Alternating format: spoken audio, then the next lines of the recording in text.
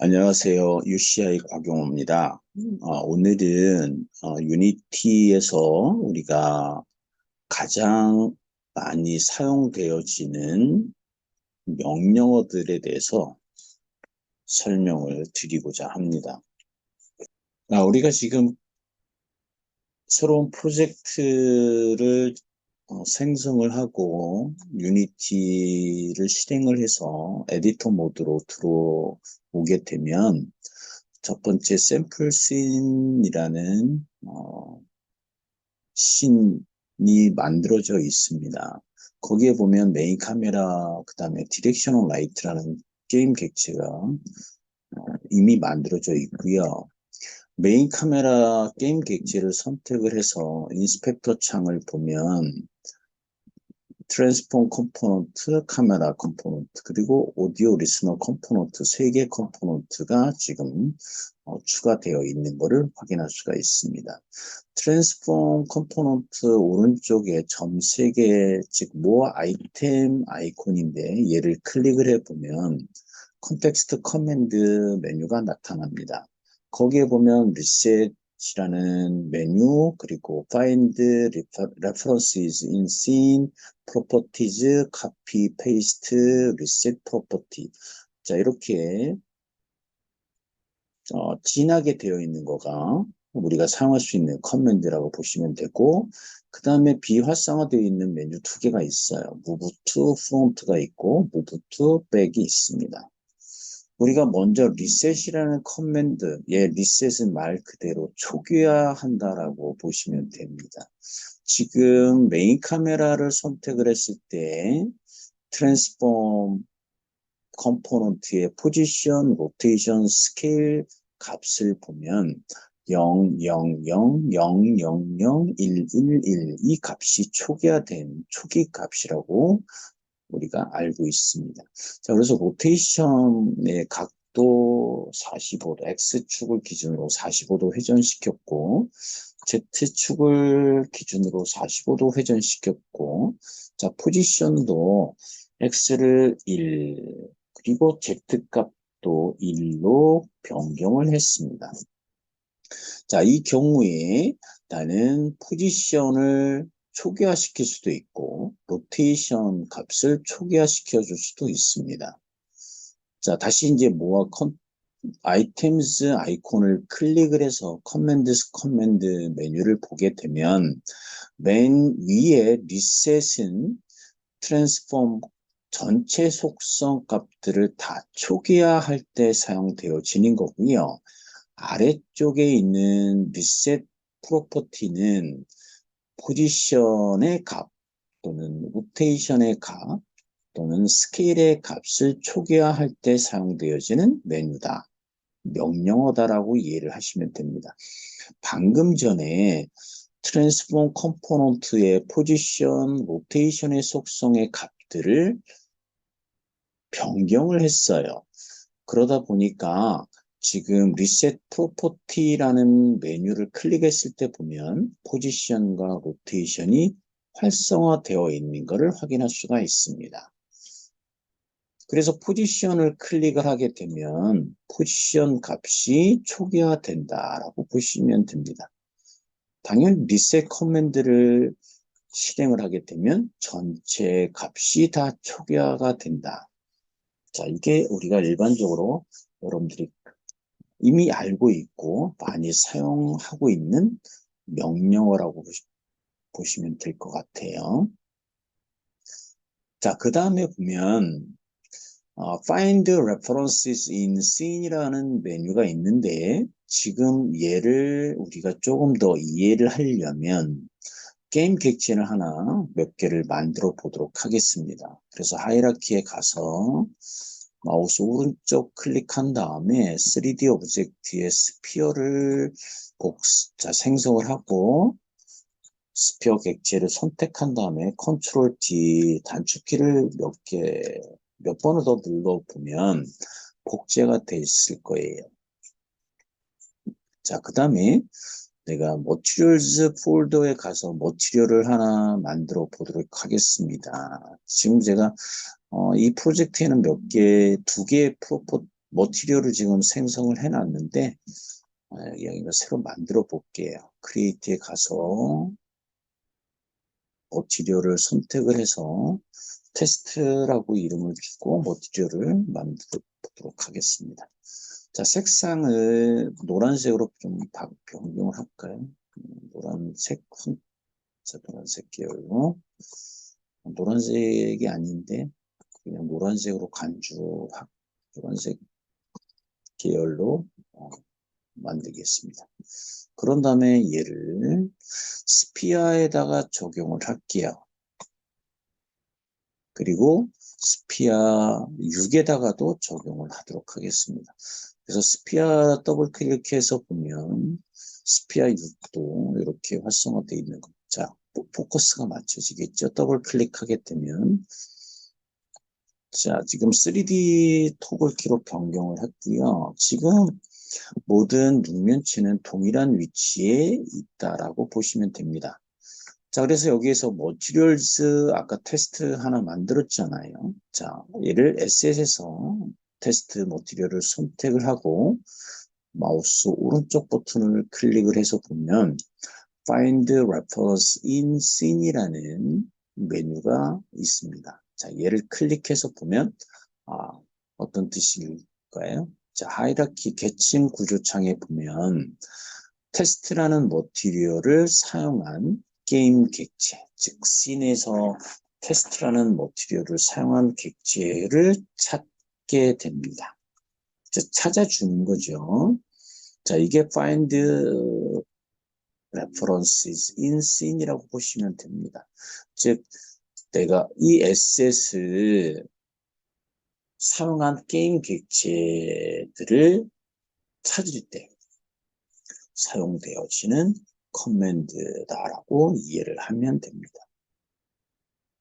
자, 다음은 지금 이제 여기 하이라키 계층 구조창에서 지금 테스트 머티리얼을 사용한 게임 객체를 지금 찾았기 때문에 전체 게임 객체 목록이 나오질 않아요. 그럴 경우에는 요 검색 요 필드 창에 가서 X 표시를 눌러주면 하이라키 전체 게임 객체들이 보여집니다.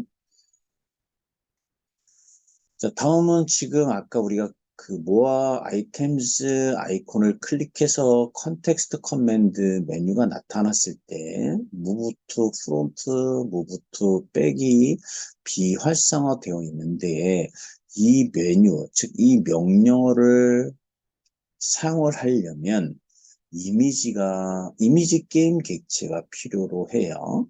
그래서 하이라키에 가서 게임 객체, 즉 UI의 이미지 객체를 생성을 해보도록 할게요. 자, 이미지 UI 객체들은 캔버스라는 게임 객체가 필요로 합니다. 그리고 캔버스 자식 객체로 이미지가 들어가 있는 것을 확인할 수가 있고요. 토글 키를 2D를 키도록 할게요. 3D는 지금 이 명령어를 이해할 때는 2D 토글 키를 켜서 확인하는 게 더 이해가 빠르기 때문에. 자, 그리고 3D에서 아까 만들었던 스피어 게임 객체는 비활성화 시키도록 할게요. 그래서 전체를 Shift 키 눌러서 선택을 한 다음에 인스펙터 창에 가서 이름 옆에 체크박스를 해제하게 되면 게임 또는 씬 뷰에서 비활성화됩니다. 조금 아까 만들었던 이미지 객체를 선택을 하고 얘 이미지 객체의 이름을 이미지 1로 변경을 할게요. 그리고 이미지 1 객체를 선택을 한 다음에 컨트롤 D 눌러서 복제를 합니다. 그리고 얘 이미지 2 복제된 객체의 이름을 이미지 2로 변경을 할게요. 그리고 색깔을 다르게 하도록 하겠습니다. 이미지 1 객체는 하얀색을 그대로 유지할 거고요. 이미지 2 객체는 파란색 계열로 색깔을 변경하도록 할게요. 자, 그래서 이미지 2를 더블 클릭을 또는 이미지 2를 더블 클릭하게 되면 씬 창에 포커스가 되지요. 지금 이미지 1과 이미지 2, 이 두 개의 게임 객체는 겹쳐져 있습니다. 그러다 보니까 지금 화면에 보여지는 거는 이미지 2가 보여지네요. 반대로 이미지 2를 순서를 바꾸게 되면 하이라키에서 이미지 2를 이미지 1 아래쪽으로 이렇게 바뀌면 겹쳐져 있는 이미지가 순서가 바뀌어지는 것을 볼 수가 있습니다. 자, 얘가 아까 우리가 비활성화됐던 move to front, move to back이라는 명령어를 유추해서 이해를 할 수 있겠지요. 자, 이미지 2 객체를 선택을 한 다음에 Rect 트랜스폼에 More Items 아이콘을 클릭을 해서 커맨드 컨텍스트 메뉴를 띄워보면 아까는 비활성화되어 있던 Move to Front, Move to Back에서 명령어 하나가 활성화된 것을 볼 수가 있어요. 지금은 Move to Back이라는 게 활성화되어 있네요. 얘를 클릭해 보도록 하겠습니다. 자, 그럼 하이라키 계층 구조창에 이미지, 즉 게임 객체 이미지 1, 2, 그 다음에 이미지 2 객체가 순서가 바뀌어지는 것을 볼 수가 있습니다. 자, 다시 한번 이미지 2 객체를 선택한 다음에 Rect 트랜스폼에 More Items 아이콘을 클릭을 해서 보면 이번에는 Move to Front가 활성화되어 있는 것을 확인할 수가 있습니다. 자, 그래서 컨텍스트 커맨드 메뉴에 Move to Front, Move to Back이라는 이 명령어는 이미지가 겹쳐져 있는 상태에서 순서를 바꿔줄 때 사용되어진다. 자, 또는 하이라키 계층 구조 창에서 이미지 객체의 순서를 마우스 첫 번째 버튼을 누른 상태에서 드래그 해주게 되면 순서가 바뀌어지겠지요. 이런 두 가지 방법 중에 편한 방법을 사용을 하면 됩니다.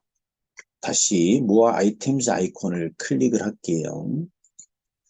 자, 그 다음에 보면은 여기에 프로퍼티즈라는 메뉴가 있는데 이 프로퍼티즈 같은 경우에는 자, 우리가 인스펙터 창은 게임 객체의 속성들, 즉 프로퍼티 항목들을 보여주는 창이 인스펙터 창이에요. 자, 그런데 나는 지금 이 Rect 트랜스폼의 프로퍼티만 따로 창을 빼내겠다라고 했을 때 이때 properties라는 명령어를 실행해 주면 됩니다. 그러면 이미지 2의 rect transform의 property만 이렇게 별도의 창으로 빼낼 수가 있습니다. 또 하나는 이미지 컴포넌트의 property도 빼낼 수가 있겠지요. 자, 이와 같이 게임 객체의 컴포넌트의 특성들을 별도의 창을 열어서 값들을 수정해 줄 때 사용되어지는 커맨드가 properties라는 커맨드다 라고 이해를 하시면 됩니다. 근데 여기에 보면 인스펙터 창에는 이렇게 락킹하는 자물쇠 아이콘이 있지만 프로퍼티 창에는 자물쇠 아이콘은 없습니다. 그 차이가 좀 있고요. 그래서 어떤 게임 객체의 프로퍼티를 독립적으로 관리를 하고 싶을 때, 즉 그 얘기는 이미지 1을 선택을 했을 때 인스펙터 창은 이미지 1의 전체 속성들이 보여지는 거거든요. 그러면 아까 우리가 이미지 2의 Rect 트랜스폼 프로퍼티나 또는 이미지 컴포넌트의 프로퍼티를 별도로 관리를 하고 수정을 할 때에는 이렇게 창을 하나 새로 열어서 작업을 하는 게 효과적인 상태가 되겠죠. 그죠? 그래서 창은 닫도록 하겠습니다. 대표적으로 모아 아이템즈 안에서 우리가 제공되어지는 커맨드에 대해서 살펴봤는데, 지금 우리가 이제 게임 객체를 선택을 해서 인스펙터 창에 보면 지금 게임 객체의 이름 바로 왼쪽에 보면 체크박스가 있어요. 이 체크박스에서 체크를 해제하게 되면 게임 객체는 비활성화가 됩니다. 다시 체크를 하게 되면 활성화가 되는 거죠. 반대로 지금 게임 객체 안에 보면 캔버스 또는 여기 캔버스 스케일러, 그래픽 레이캐스터 이렇게 컴포넌트가 있습니다. 자, 이 컴포넌트를 체크 해제하게 된다라고 하면 얘는 컴포넌트를 사용할 거다 또는 사용하지 않을 거다.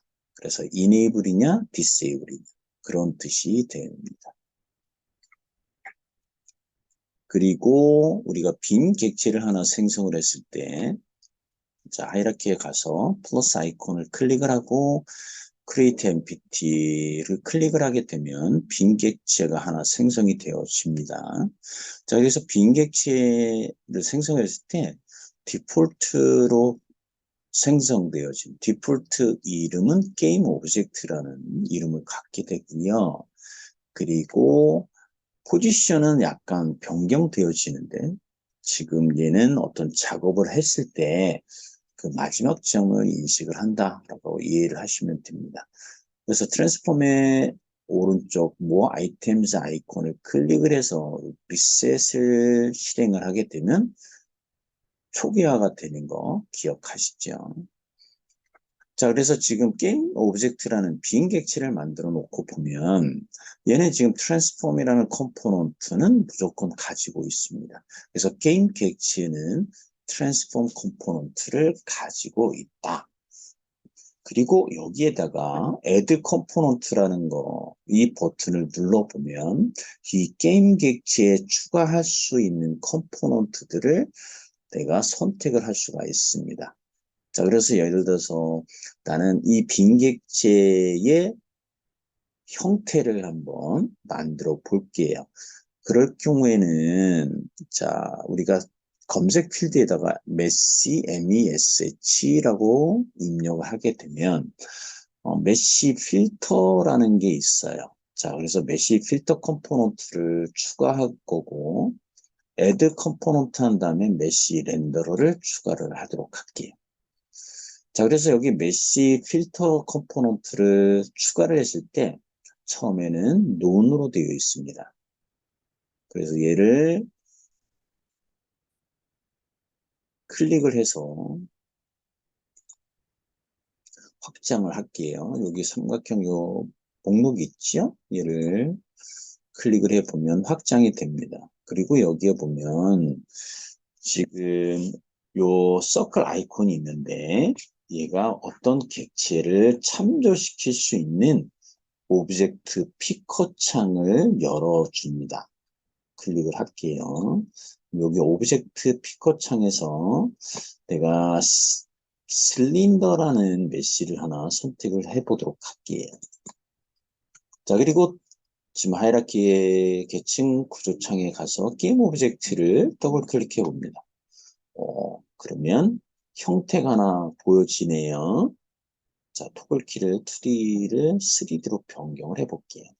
자, 캔버스는 비활성화 시키도록 하겠습니다. 자, 그러면 이제 게임 오브젝트에 보면 지금 아까 빈 객체를 하나 만들었고요. 지금 add 컴포넌트라는 버튼을 클릭을 해서 컴포넌트를 2개를 추가를 했어요. 하나가 메시 필터 컴포넌트, 그리고 두 번째가 메시 렌더러 컴포넌트. 자, 우리가 메시 필터는 형태다라고 이해를 하면 되겠죠? 그러면 두 번째 추가한 메쉬 렌더러는 어떤 거냐? 색깔이다라고 보시면 돼요. 자, 여기 머티리얼즈라는 프로퍼티가 있네요. 여기 엘리먼트 0이 논으로 되어 있습니다. 얘도 마찬가지 서클 아이콘을 클릭을 하면 오브젝트 피커 창이 나옵니다. 거기서 우리가 아까 만들었던 테스트 머티리얼을 하나 선택을 할게요. 자, 그러면 어떻게 돼요? 색깔이 입혀집니다. 메쉬 렌더러라는 이 컴포넌트 역할은 그 게임 객체의 형태에다가 색을 입혀준다. 재질을 입혀준다. 자, 그런 역할을 해주는 게 메쉬 렌더러라는 컴포넌트다. 자, 그리고 아까 우리가 뭐 아이템즈에서 커맨드 메뉴에 보면 remove component라는 게 있는데 transform component는 제거가 되질 않아요. 자, 그런데 나머지 컴포넌트들은 제거할 수가 있습니다. 그래서 이게 이 컴포넌트가 나는 더 이상 필요하지 않다라고 하면 remove component 명령어를 클릭해주면 됩니다. 그럼 어떻게 돼요? 안 보이네요. 그죠? 우리가 메쉬 렌더러라는 거는 또 하나 알게 되네요. 보이지 않고 보이게 할 수 있다. 그래서 어떤 형태가 있더라고 하더라도 카메라에 보이게 하려면 메쉬 렌더러라는 컴포넌트가 있어야 된다라는 것을 확인할 수가 있습니다. 다시 이제 넣어 볼게요. 메쉬 렌더러. 보이네요. 그냥 마젠타라는 기본적인 색상으로 표현을 하고 있습니다. 뭐 아까처럼 재질을 넣어 보도록 할게요. 이렇게 보여집니다. 그 다음에 다시 아까 뭐 아이템스 아이콘을 클릭해서 보면 move up이라는 게 활성화되어 있어요. 이 뜻은 뭐냐면 컴포넌트의 순서를 바꾼다라고 보시면 돼요. 자, move up을 클릭하니까 어떻게 될까요? 메쉬 렌더러라는 컴포넌트가 메쉬 필터 컴포넌트 바로 위에 위치하게 됩니다. 다시 뭐 아이템즈 아이콘을 클릭해 보면 이번에는 move down이 활성화되어 있는 것을 볼 수가 있습니다. 즉 아래로 내려 보낼 수 있다. 이렇게 이해를 하시면 돼요. 자, 그 다음에 보면 여기에 보니까 copy component라는 게 있네요. copy component. 얘는 뭐냐면 이 메쉬 렌더러의 속성들을 다 전체 컴포넌트의 특성들을 다 복사하겠다라는 뜻이에요.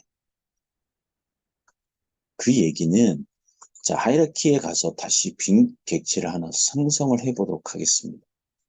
아니면 자, 3D 오브젝트에 실린더를 하나 생성을 할게요.